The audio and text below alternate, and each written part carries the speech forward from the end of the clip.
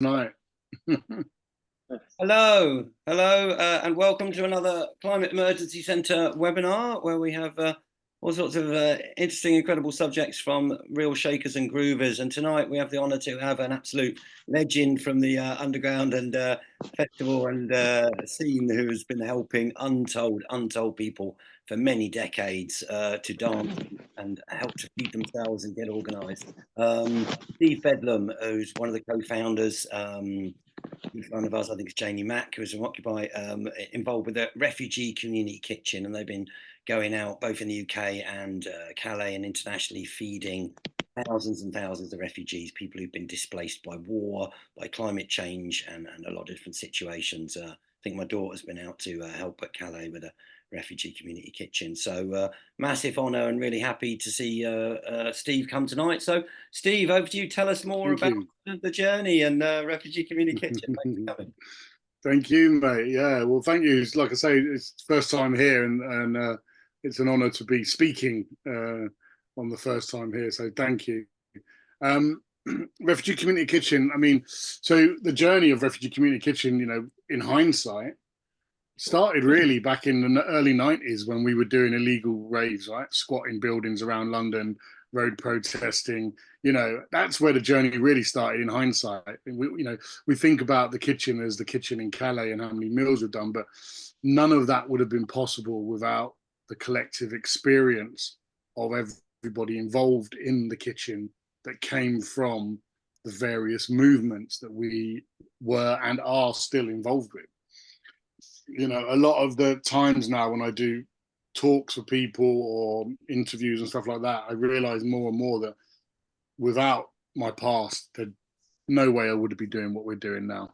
Without the interaction with people like yourself, Phoenix, who, what, must be 30 years we're coming up to knowing each other now, and people like you who have influenced me, I've learned so much from, that gave me the confidence in 2015 to think that we could make a difference in Calais to those people that were in transit to a better life, essentially.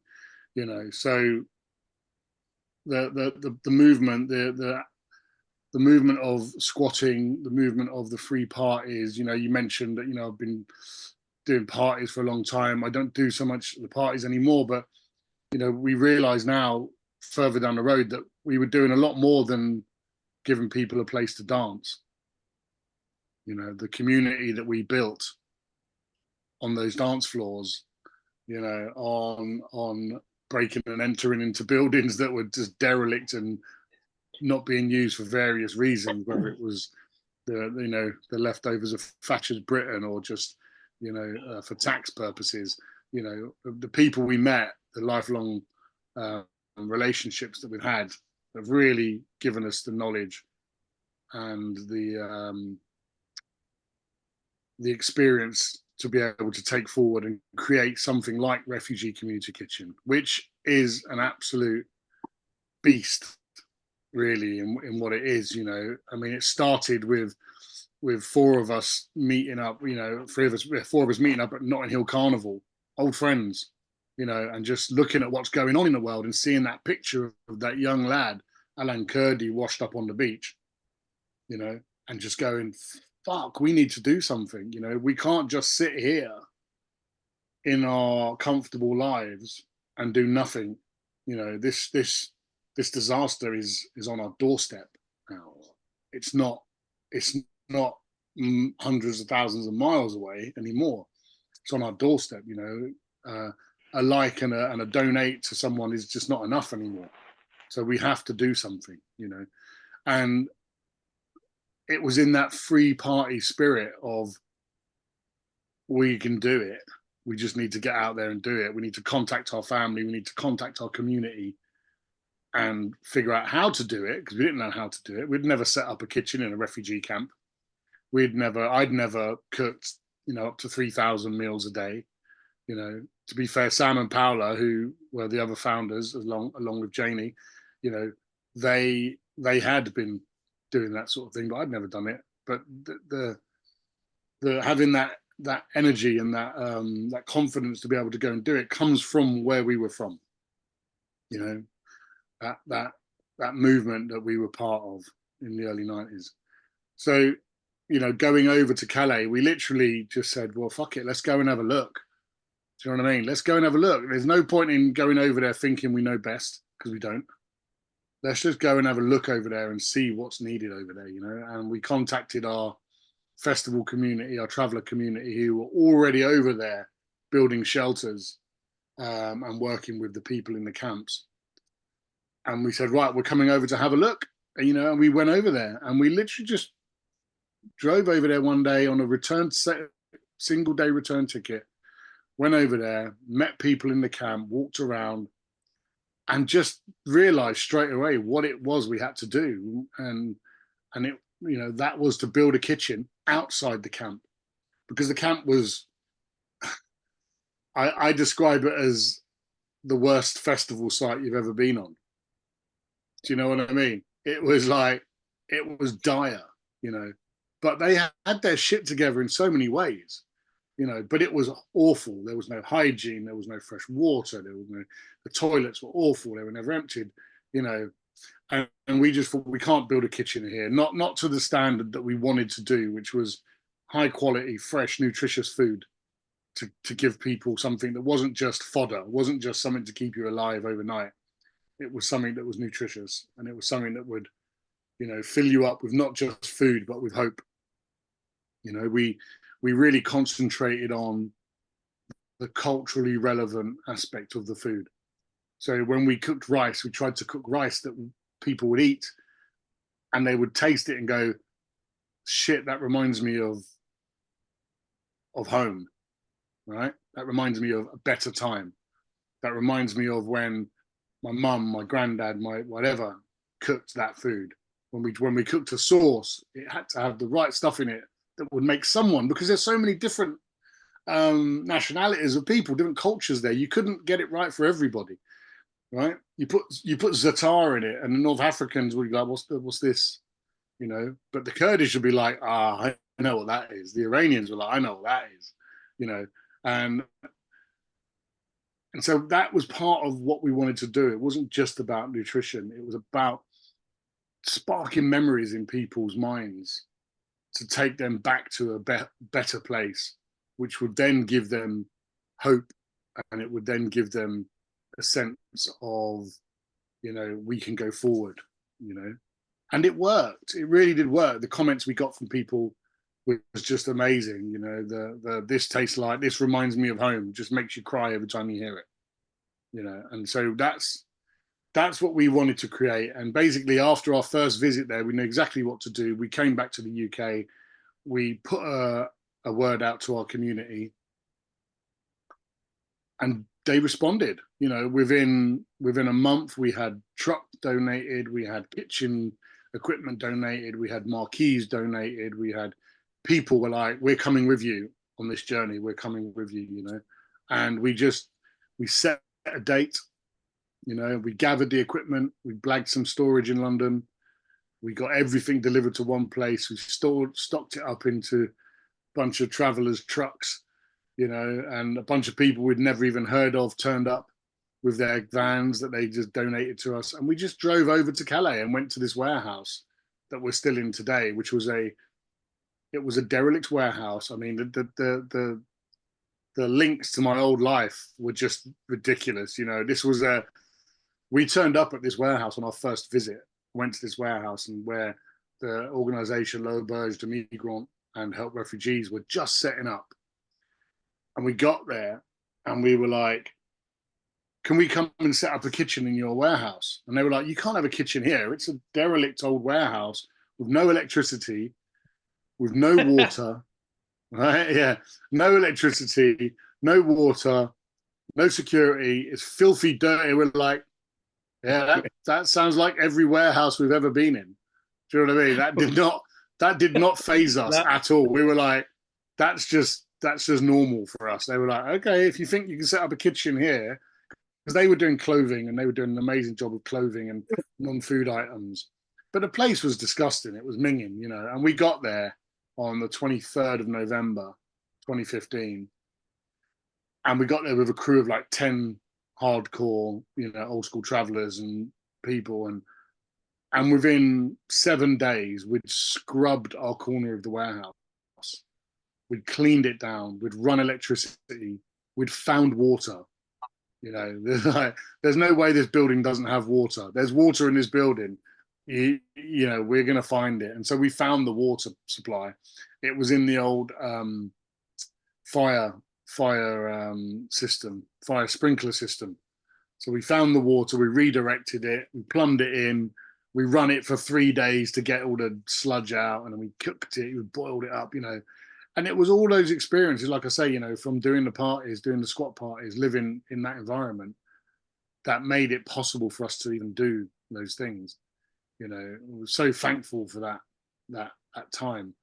And so within 7 days of turning up in a derelict warehouse that was absolutely disgusting, we started serving 500 to 1,000. The first meal we served was 500 meals. And you still got that warehouse now, Steve? We're still in the warehouse now, but we've now got mains electricity plumbed in. We've now got water plumbed in properly. It's all been, the landlord's been amazing. He gives us the warehouse for zero money, really, and he fixes the roof, and he got, he spent 70,000 euros on getting the electricity put on, and 50,000 euros on getting the water supply put in, and he's been amazing, and he still is amazing. We're in the same warehouse. DIY culture. Yeah, exactly that, right. But basically now we've got a fully professional kitchen. We built a room within a room. It's a 15 meter by 14 meter proper space. We've got tons of really nice equipment now, we've really built it up. But that first 6 to 8 months of being there was true anarchy. We had people turning up from London, Bristol, Birmingham, Brighton, Manchester, every single day with van loads of food and van loads of equipment and van loads of stuff.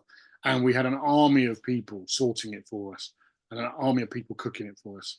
We had Michelin star chefs turning up to cook food. I think the one of the proudest articles that we've ever had about what we do was in the Daily Mail, and this article came out, and the reporter, you could hear his venom in his words. He was spewing at the quality of food that we was providing for these people, because on that particular week when he was there, and he came undercover, no one knew he was from the Mail, came undercover, and that time we had a chef that was used to be on MasterChef as a judge, as a judge on there, and also we had a Michelin star chef in who was cooking, and we had like spiralized courgette with cashew nut salads that we were sending out to the refugees, right? And this guy, he was spewing. He was like, it was like a silver service 7-star buffet going out to these people, or we were like, that's such that's a lovely article, thank you. He thought it was a terrible thing, and we were like, that's great, yeah, because that's what we're trying to do. We're trying to give these people stuff that anyone should be eating. Why shouldn't they be having a nice selection of salads, a spiralized beetroot salad, and a cashew nut, sauce on top of your spiralized courgettes, right? I'd never fucking eaten anything like that. Do you know what I mean? But and it was great, and it was very ad hoc, and it was whatever came in we cooked. We didn't buy anything. It was all ad hoc, and it was whatever came in we cooked. And it was such an amazing movement, or it is such an amazing movement. It's changed now. We're an official charity now.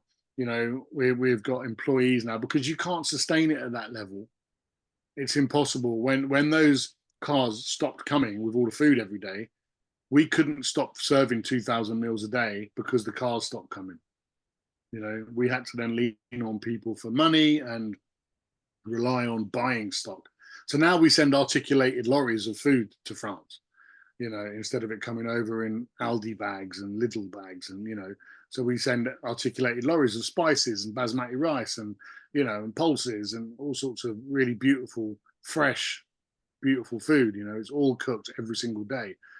Like I say, it's changed quite a lot in terms of the structure of the charity. Well, it's a charity now for one.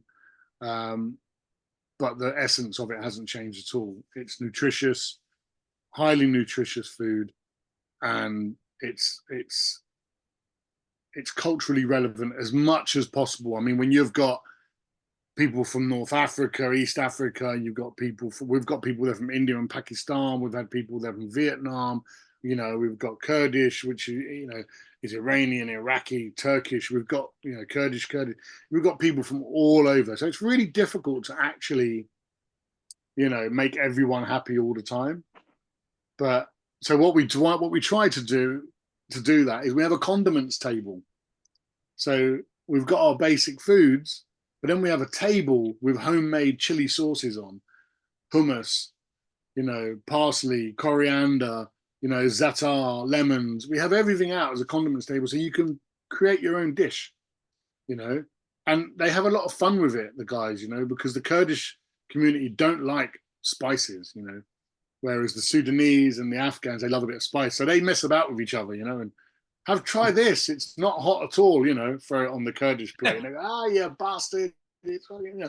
But there's a lot of fun. So we're at our distributions, we're creating a lovely experience with food, a nutritious experience with food, more to the point, but we're also creating a community space where people can come, meet, and get on. Because weirdly enough, even though you look at the people in Calais and they're all in a similar situation, we don't ask about their background. We don't ask whether they're refugees, whether they're economic migrants, whether they're displaced, whether they're climate refugees. We don't ask any of that. We just ask, do you want more food? Would you like this? Would you like that? Choice. But they tend to stay separate from each other. So you do find that the Afghan community stay with the Afghan community. The Eritreans, the Ethiopians, the Sudanese, they stay separate. The Kurdish stay separate, and the various Kurdish communities stay separate. That's their choice. So trying to bring them all together where they're eating together. Food is it's great at bringing people together. So we try to do that as much as possible, and we succeed in sometimes. Steve, can you say a little bit about Carol's asking about funding and how you fund it when it flows for you, and the other one about the reactions of the authorities, either UK or French? Sure, yeah. Well, I mean, so the authorities of, I don't know if anyone knows about Calais or Pas de Calais, which is the north of Calais, that region. It's Marine Le Pen. It's a right wing local government there. So it's really difficult, to you can't really communicate with them. They're not interested. They're constantly putting up legal blockades against our distributions. So it's called an arrêt, a stop. So we're constantly getting arrested in wherever we're distributing, which means we have to find new distribution points. It's not like the jungle days when there was one place. Now there's 6 or 7 locations around Calais, and then there's Dunkirk, which has also got 3 or 4 different locations. So we try to find places where all the communities can come, because we can't do the ice cream van delivery where we just drive to different places to every place. So we have to find mutual locations. And like I say, some of the communities don't get on, so we have to be really a bit careful about politically how we do it. But the authorities hinder us as much as possible. I mean, to be fair, if I was there, I would have found ways to shut us down a lot quicker, because often we're not doing things to the letter of the law. So they could have shut us down a lot quicker if they wanted to, but they didn't figure that out. So, but they hinder us. They stop us. They're constantly checking us. And the government. I used to go to the meetings with the sous-prefecture, which is the local government, not the mayor, but the person in charge of the council. And we would go to these monthly meetings with them to discuss, what's happening, not just us, the other organisations. And I've been in meetings with the sous-prefecture where he has said, you guys need to stop serving food because these people are coming for your food. And I all but pissed myself laughing at the idea that people were getting in boats from Syria and Libya, getting on boats, risking their lives, getting to Greece, getting to Turkey, crossing the whole for a freaking curry from a bunch of English people that are making a curry, you know. But this is what they were, you know, this is what they were saying, right? You've got to stop because of this. And we said, we'll stop when you start doing what you're supposed to be doing. You're supposed to be looking after the people, right? So we'll stop when you start. And eventually they did start. They said, okay, they put out to tender. They didn't actually put out to tender because the French organization that we worked under could have easily got the contract. But they put out a €2 million contract to serve food for breakfast and lunch to refugees for 6 months. Now, bear in mind, we were supplying 2,000 meals a day at £1.20 a meal. Sorry, 12 pence a meal back then. It's now gone up. We were doing it on peanuts, and they put out a €2 million contract. And it got won by another charity in France. So they started doing food, and we thought, okay, great, this is great. Let them do food. We'll stop because that's what they're supposed to be doing, right? We stopped for 4 days. And during that 4 days, the meals they produced were 70% pork. And we went to them and said, look, guys, you're serving pork to a majority community that doesn't eat pork. And the answer we got back was, it's food. If they don't want it, that's their choice. And so we said, okay, you know what? We're gonna start up again because that's not right. You know, I'm not a religious person, but when you're feeding someone in destitution food, you've got to have some respect for their beliefs and their ways. And so we started up doing food again. We were almost relieved when they started. It was like, great, you know, they're doing something now, and they're still doing it, but they're still serving pork on a virtually daily basis. So you said they've got a responsibility to provide, you know, you were saying we'll stop when you start doing what you're supposed to. Is there like UN thing on refugees that states are supposed to? Well, there is, if the country acknowledges that there is a state of emergency in their country, but France doesn't recognise that. France, because if they recognise that, their AAA credit rating will be affected, and it will also mean that other aid agencies will be allowed to enter, or will be not allowed so much, but will have the ability to apply to operate in their country. So you're not like things like Red Cross, Médecins Sans Frontières, Doctors Without Borders, the UN. They can't go into a country unless the country invites them to a certain extent. And if they would publicly say that there is a crisis in their country with refugees, the refugee camps, then the UN and people like that will say, we'll come in and help, but they don't want that because they won't, you know, for various reasons. So these agencies won't come in. I mean, fair play to Médecins Sans Frontières. They stuck their 2 fingers up to the French government and went, we're going in. And they came in and they really did help, you know, as did Doctors Without Borders. You know, they, which is another group, they came in to help. Red Cross kind of came in, but took their uniforms off. They came in to help, but they weren't officially allowed to, so they took their uniforms off, you know, and came and helped. So the government are constantly on us, you know, but not as hard as they could be, which is surprising because we're a British ragtag group. You know, they could quite easily shut us down if they wanted to, but they've never once sent in food inspectors into our kitchens.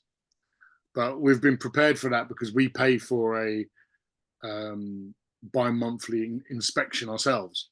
So we pay a local science lab, food testing science lab, to come in randomly without us knowing to do tests. So we pay them to do that. So we've got records of, and we're very proud of the fact that we've never had any E. coli or anything like that in our kitchens, which is really good.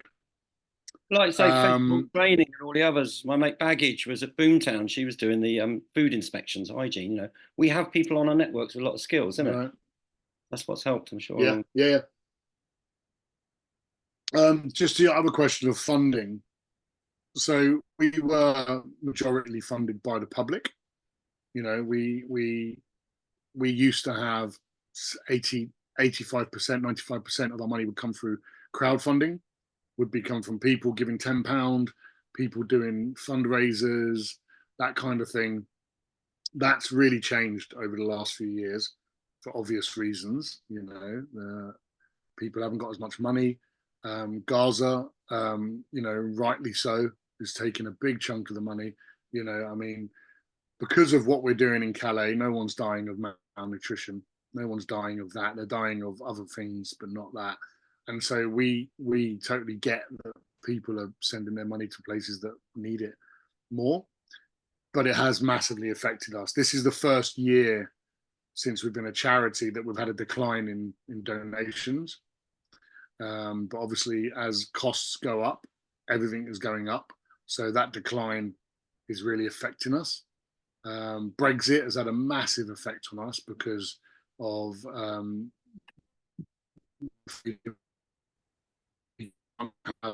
it's just popping over for a few days. You know, if you're working, you've got to get visas, you get volunteer visas if you want to stay for a period of time. If you just wanted to stay for instance, like people used to do, then you know, we have to help them get volunteer visas or even residency for some of our people we've had to get. So yeah, the funding has massively gone down, and that is a big deal for us. We'll adapt, we'll change it, but like most charities, you get to a point where, like, I've had to close 2 of my businesses into this work, like in festivals.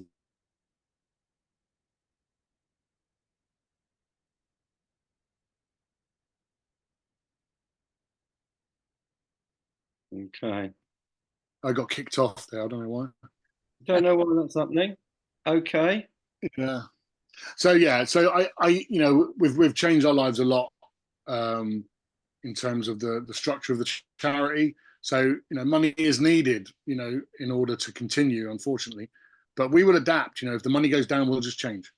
You know, that's in Calais, and we also have 3 kitchens in London, where we're serving 8 different outreaches in London to homeless people, rough sleepers, people in food poverty. We get a lot of mums and dads turning up at the end of our distribution with containers saying, "Can I take whatever you've got left? Because, you know, I want to feed my kids some good food for the next few days." So no food ever goes to waste. You know, and we use a hell of a lot of food waste product. We work with organisations like City Harvest, Felix Project, and we get deliveries 3 times a week of fresh vegetables, and everything we cook is fresh. So yeah, I mean, that's, you know, that's the other thing is we really need volunteers, you know, in Calais and in London. You know, if anyone feels like they want to volunteer, then I'm going to do this, because Phoenix can put the link below on the video. He's clever like that. Click below the link and volunteer. Yeah, brilliant. There isn't a link at the moment. Is it that way? Is it the link? I don't know yet. Send us a link. We'll definitely pop it in, put it in the newsletter as well. Yeah. It's absolutely incredible, exactly, brilliant work. Yeah. So doing. Carol had your hand up for a while. Yeah, if we want to go to questions, maybe now. Thank you. More as it flows, but yeah, questions, folks, stick your hands up. Or Carol, go for it. Yeah. So regarding funding, how about the unions? Have you approached the unions? Because most unions have got international sections and departments. I know that Unite, which I'm a member of, and the biggest union with around 1.6 million people, members. They have an international department, and they work with lots of different communities.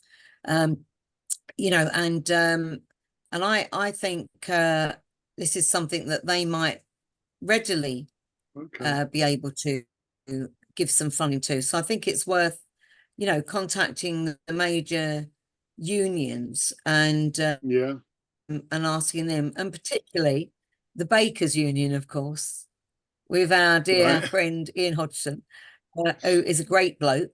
So I think, you know, although it's a smaller union, they are a really excellent socialist union, and I'm sure you'll get some great support there. Yeah, we're not very I'd say we're not very good at fundraising. You know, we seem to manage to raise around £500,000 a year to do the work we do, not without trying, but without, you know, having a dedicated team to do that. So, you know, unions we've never approached. We don't get any government money whatsoever. There's a few corporations and companies that give us money, but most of the money comes from individuals. About 60%, 65% of the money comes from people giving £5 a month, £10 a month. That's really our staple. You know, without that, we would be dead in the water. You know, because the corporations, even though, and the companies, they're a lot of work. You've got to do a lot of work to get the money. You've got to do a lot of reporting. So you kind of have to have dedicated people just doing that job, which is in itself a role. And we've got, you know, some good individuals that you know, that are sharing their wealth, which is really nice. Yeah. You know, but the unions, no, we've never looked at unions. I will definitely. Yeah, I think that's good. But I mean, if you know of any, if you've, obviously the thing with all of these things is, if you find a link in, if there's a way in, it's much better than knocking on the front door. You know, so as a member, I mean, I don't know whether you can find out who the best person to talk to would be, but that would be quite valuable, you know, because we could say, oh, so and so Carol has said, oh, you know, to call you, and they're kind of preempted then, and you know, you're kind of halfway, your job's halfway done then. All you got to do then is make them cry, and then the money starts flowing. So. Yeah, I think I can help out in terms of getting some people to contact. I belong to, well, I was one of the founder members of East London Unite Community. So Len McCluskey, who was the General Secretary at the time, had this amazing idea that there's not everyone can be part of a workplace union, an industrial branch and things like that. There are people who with disabilities, etc., pensioners, all sorts of people who have never been in the union, who should be. And for around about a couple of quid a month, 50p a week it was, I think, to begin with, you can join this union. And we started off with about, you know, 10 members, and we now have we had to get 50 members to be a branch. We now have 150 members and more than that in support. And we're in touch with the industrial branch because we have twinned with a Palestinian community who live inside Israel. So yeah, it's something people haven't done before, but we are fundraising for them as well. So yeah, I think I'll try and get some way. Yeah, please do. Yeah, I mean, like I say, most of our leads, you know, have come through people who know people, and that's definitely the best way, you know, for us. I mean, we do a lot of talks and we go to a lot of places now, and it does help, you know, spreading the word is the main thing, you know. And I think I've never spoken to anyone who says, I think what you're doing is a bad idea. You know? No. So it always leads to something. All right. So folks, if you've got, it doesn't have to be, you can have a question, you can have a comment, you can have a feedback, something you say. I just want to say a couple of things there, and then anyone else, you can use the reactions button down the bottom, stick your hand up, or you can stick your hand up, wave a hand. It's easy if you use the reactions. But you know, just a few bits there. You know, it seems that when disasters do happen, some of the best reactions have been citizens' initiatives. You know, I think when COVID lockdown happened, 2,000 mutual aid groups were set up, very quickly spread across the country, checking neighbours, providing food, that kind of thing. I know Vanessa, who's here from the Staines group, they were cooking, I don't know, something like 1,000, 2,000 meals a week or something like that. You know, it really is about mutual aid and cooperation. Occupy Sandy, when the big Sandy hurricane hit America, they were the quickest on the ground to respond and go and provide food and shelter. They were there within a couple of days helping people out, some of the Occupy movement who got organised for relief. Whereas FEMA, the big multi-billion-pound agency, took about 2 weeks to get people on the ground helping. You know, the storms of climate change are coming very, very strong, and you know they are affecting people all over the world and in this country, and it's increasing. So it's part of what we're doing with the Climate Emergency Centres network is building the infrastructure. There's 28 odd climate emergency centres now. We're hoping there's about another 5 or 6 in the pipeline to create this infrastructure of spaces where all sorts of groups, environment, community, social, all of these crises are interlinked. How people can meet, get together, have healthy kitchens and organise, store materials, and be prepared to kind of build resilient communities for that future that is affecting all of us. Things, more resilient communities can deal with things in a lot better way. So any others there want to ask a question, make a comment or feedback? Or Batuhan, you want to tell us about what you're doing there? Elena, in Brixton. Elena, over. Hi there. Could you just clarify about any work that you're doing in Lambeth, Brixton? I know that there's a few community kitchens there. I'm not sure which one is yours. And could you say something about the work that's happening there with refugees? I met a young refugee woman a couple of days ago. I think she might be interested. So any information you'd like to share about that would be amazing. We do actually have a kitchen in Brixton. That's one of our kitchens.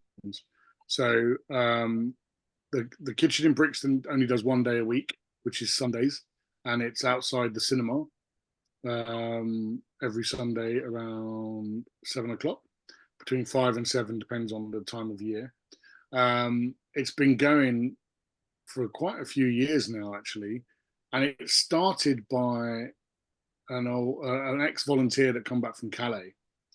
So essentially all of our outreaches are ex-volunteers that have been in Calais that have come back and gone, I want to continue doing stuff here. My community needs what you've got, and so we fund it, we support it, we supply the finances, the materials, the training for people to go out and do it themselves. It's called, it's Refugee Community Kitchen, and it's like I say, it's funded and supplied by us, but really the initiative is local. It's people who got off their backsides and wanted to make a difference in their community. We don't necessarily just do refugees. It's for anybody. And I was at one of the first distributions. There was like 4 or 5 people. I think we're now up to like 60, 70 people a night in Brixton. And we only do Sunday because there's other people doing the other nights. So we're not, we're one of our little slogans is feed the need. And if there's no need, we won't go there.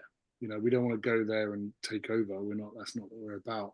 We go there because there's a need to do the job, and so we go there. So Brixton is a really good community bunch of people who work really hard to do a really good service every Sunday. So, getting involved in that's a really good idea.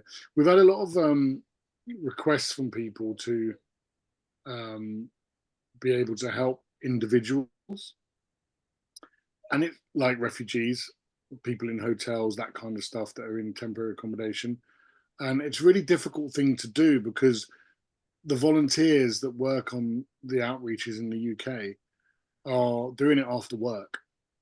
So it isn't a permanent kitchen. It isn't solely for us, so it's really difficult for us to be able to create meals every single day and deliver them to people. But it's a really worthwhile mission on those Sundays to send this food out to people, and it's a really loved thing. Lots of regulars come. We've really filled a hole in Brixton.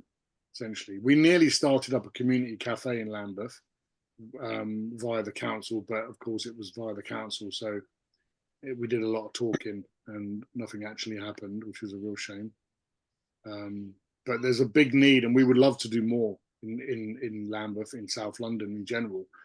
I mean, one of our aims is to have an outreach outside every single train station, tube station in London. You know, that would be, because that's the place where people gather. So we would love that, but for that we need a couple of £1 million a year to be able to make that happen. But yeah, Brixton's a really good place if you fancy getting involved. If you're South London based, that's a good place to get involved. And if you email us, we can hook you up with them. It's amazing. Thank you very much. Yeah. You're welcome. That springs one question for me, Steve. Is there a kind of methodology or a toolkit so that if you had a group that wanted to do it in Edinburgh or Cardiff or, you know, Ipswich, 100%. how do we We actually do have a group in Edinburgh, actually. Funny enough, yeah. Funny you mentioned. Yes, there is. I mean, you know, things that we found that when we went to Calais, we set up this organisation and started doing food. Is people, like, we had people, and I'm not kind of pulling my own, you know, blower right now, but people came to us from that have been with other organisations and gone, I can't, the way you're doing it is really different from how other people do it.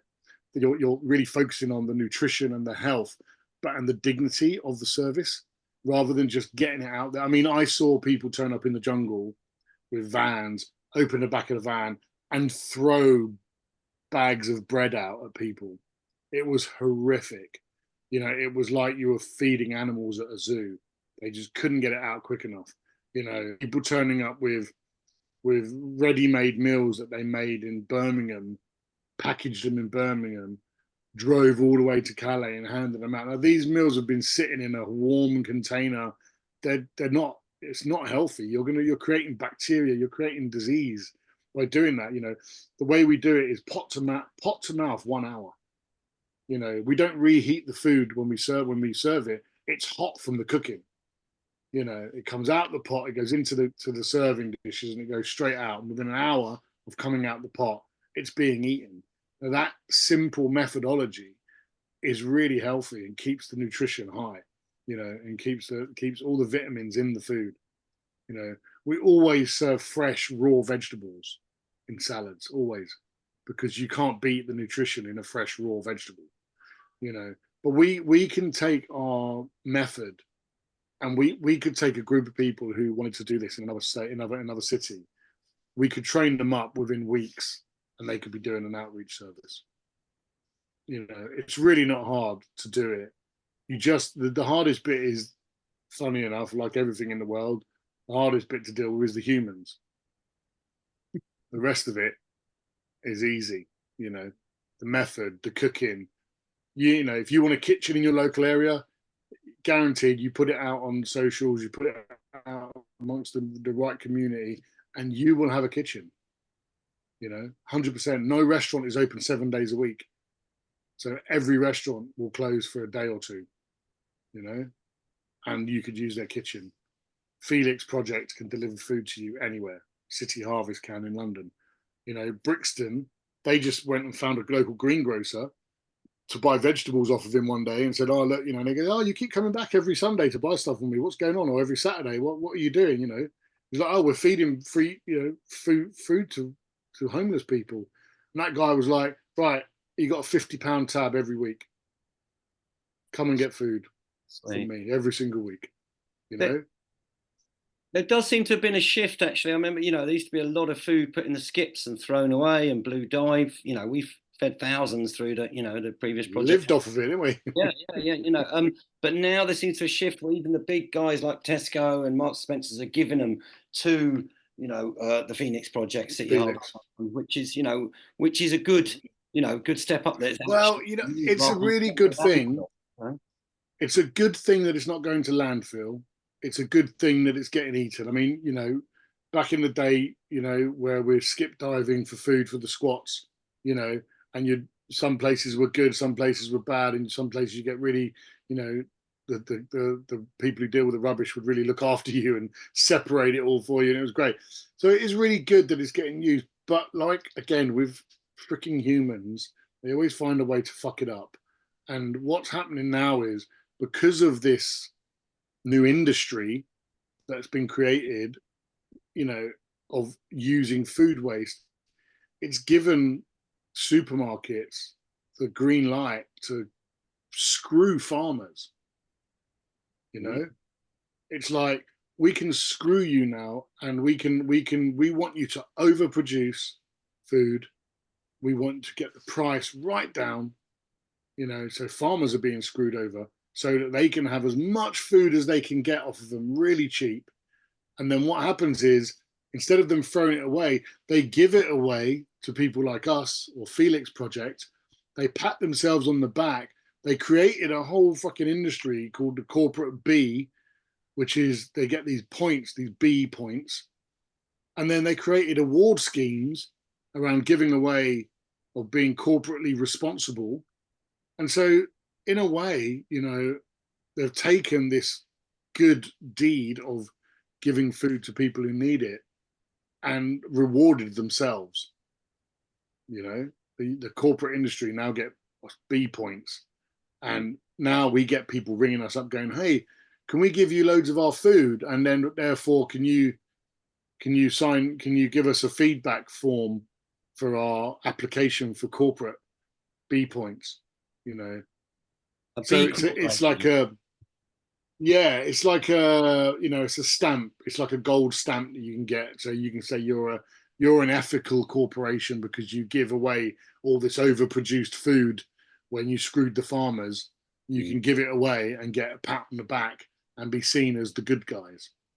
You know? Yeah, no, so it's good to see the full part of the cycle and the bigger picture on a lot of these things. Yeah, definitely. Yeah. We had you made me think earlier when you said about the spiralized beetroot and things, you know, on some of the activist camps we had actually 2 or 3 weeks ago, we had Patrick from Veggies, another legend of the scene. Patrick from Veggies in Nottingham, who've been feeding frontline activist camps for years and years and years, and the salads are amazing. They're really colourful and healthy. No wonder the Daily Mail got a bit lively. I hated it. It was hilarious. We're coming towards the end, guys. We've been running a few minutes longer. I would say to Steve for final comments. Battingman, do you want to say something just briefly? You're working with some refugee groups or a UN link up to try and link refugee groups together? Yeah, of course. Yeah. So I'm part of an organization called Artolution, and we're a global NGO.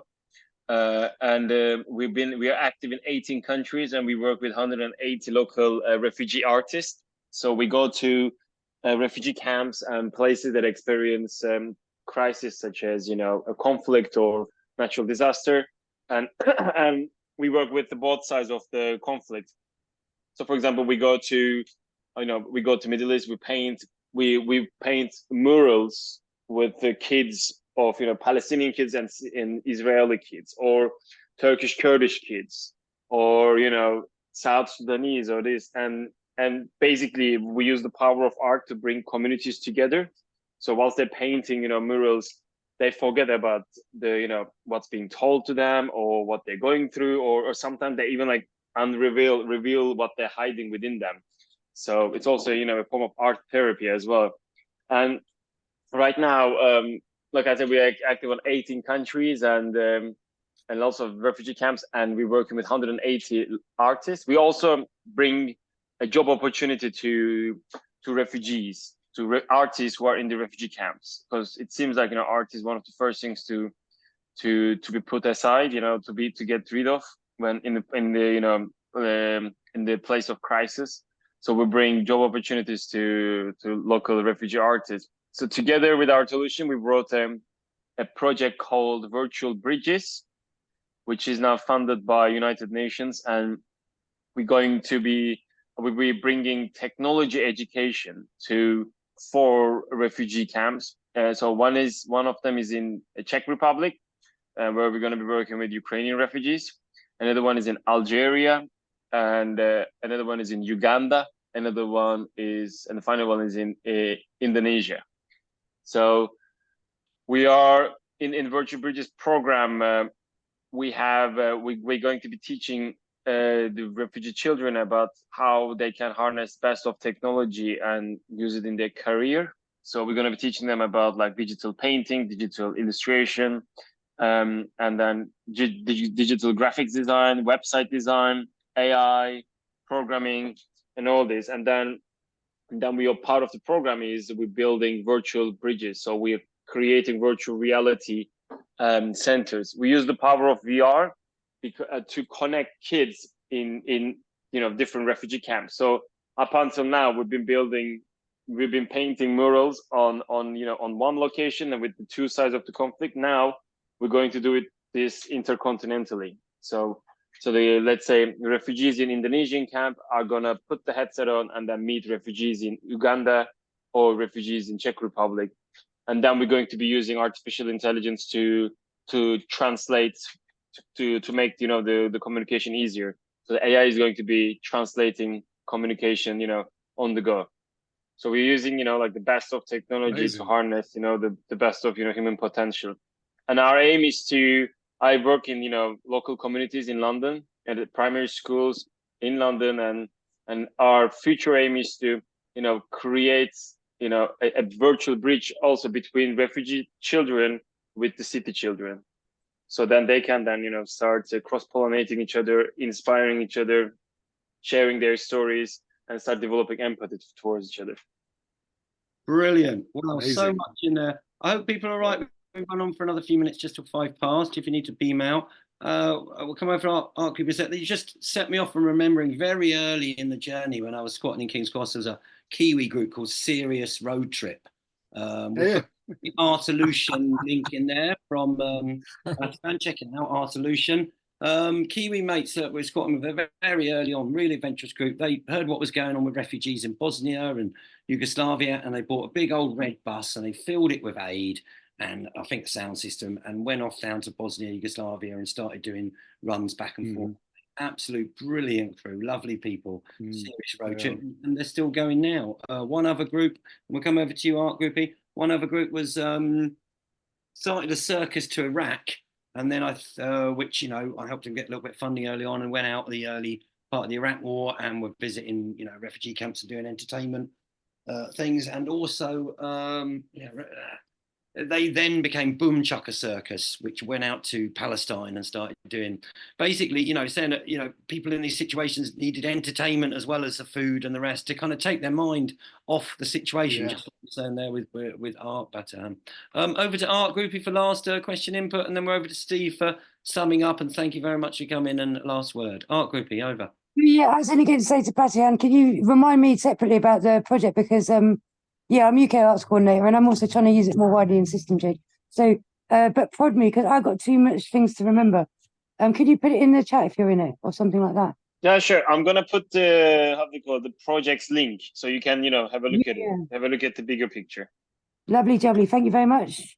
All right, so you can save the chat with the 3 little dots down the bottom if you want to save any web links. And thank you we'll come over to Steve for last words, but thank you so much for coming, Steve. Thank you everyone for coming, and do check out Refugee Community Kitchen if you can volunteer, donate or help in any way. I know some of the funds from the Common in Glastonbury goes towards RCK. Brilliant work, Steve. Really inspiring. Keep up the good work. Over to Steve for final words. Thanks so much for coming, mate. Diamond. Yeah, no, thank you, mate. You've been a bit of a stalwart, do you know what I mean, over the years, just like constantly at it, do you know what I mean? And I praise you for the work that you do as well. Essentially, Refugee Community Kitchen, we always need people. We got told recently, oh, you lot are so rich, you've got loads of, and I'm actually talking about it today, we're like, no, actually, we're really poor. We've actually got like a month's worth of money in the bank. And that's the end of it. We're always on the edge of the thing. But I think partly because, we run it really well. And the reason we run it really well is because of the people in it. It's the volunteers that make it work, And so that's the key. That's the key thing. Without the people, we would not be able to do what we do. So, I think it's really key that I say that because you are the people that will help make Refugee Community Kitchen continue. you know. So even just spreading the word, talking about it, sharing the videos, sharing the links, it's really important, you know. Talking about it is, for me, the biggest thing. You know, social media has just taken over, and it's actually, without talking about it to people, you know, when people say to me, Steve, I've got 100 quid, what shall I do with it? I'm like, buy 50 quid's worth of garlic and 50 quid on a ferry journey and come over for a day. Because that anecdote that you're going to go home with, that story that you're going to see, and you're going to go home and talk to people about it, that's way more important than us having 100 quid's worth of garlic, because that will turn into £1,000 worth of garlic. We use a lot of freaking garlic, you know, and a lot of onions. So, you know, spread the word, basically. Keep it up. You know, it's the only way we continue is to keep it up, and to be able for us to continue to love, putting the love into the food and putting the love into the people that we care about is involving people like yourselves. You know, so thank you, and thank you, Phoenix. You know, like I say, you've been a gem. I'll put a link in the group to our website where you can find everything. You know, and if you email us, you can email at info@refugeecommunitykitchen.org, and one of us, the founders, are still the people answering the email, so we're still involved on a daily basis, cleaning the floors and chopping onions, because we need to. I just wondered, I don't know, the final, Steve, I just wanted to see if Greg wanted to say anything. I know as another legend in the room from has been involved with the food industry a lot, from inventing veggie burgers. Any comment there, Greg? That's fantastic. I put a text comment in, but I love the first sort of quarter of it. I didn't know the whole story, and I love the connection to the refugee, to the parties and the raves. And I know our seed restaurant in 68, 69, Bit used to come around and pick up all our leftover food, and it was a sort of thing set up by Hoppy and the Bit thing. So that was sort of familiar. And but I couldn't, I had to leave about a quarter of the way in, and I'm just thinking I want the link, because my wife Anna would absolutely love the story. She's very impressed with what she knows so far.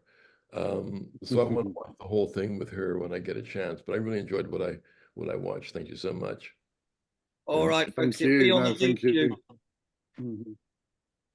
All right, brilliant. Thanks very much, folks. Thanks very much, Steve. Have a brilliant night. We're going to stop the recording there. Thanks a lot, guys. Hang around, you can